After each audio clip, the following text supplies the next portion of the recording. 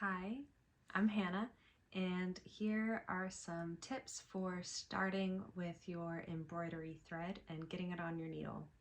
So when I'm doing detailed pet portraits or any fine work, I like to use a single strand of thread.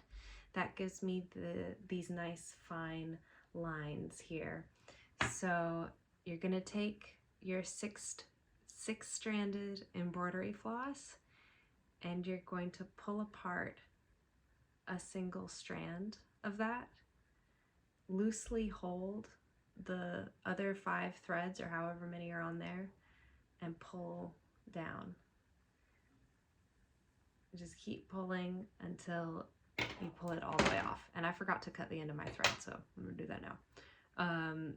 All right, and there you have it. There's your single strand of thread.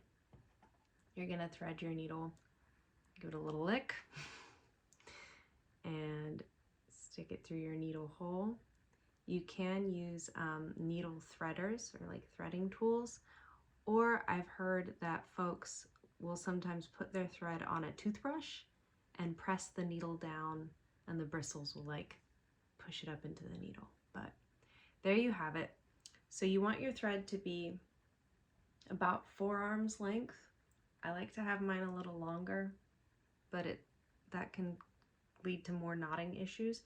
And then you want the tail of your thread to come down about halfway. You're going to tie a double knot on the long end of your thread. 1, 2, like so. And another tip, when you're holding your needle, you want to hold it at the eye, which is the little hole of the needle. You want to hold it at the eye so that you can control the tension of your thread and how quickly your tail slips out. So as you work, you're going to let the tail slide out bit by bit to give yourself more thread to work with. Yeah, that's it. Mind the tension of your thread. Don't pull too hard or it'll cause your fabric to pucker, which is no fun. And don't leave it too loose either, because that'll be just a loose embroidery. And those are the main tips for threading a needle that I can think of.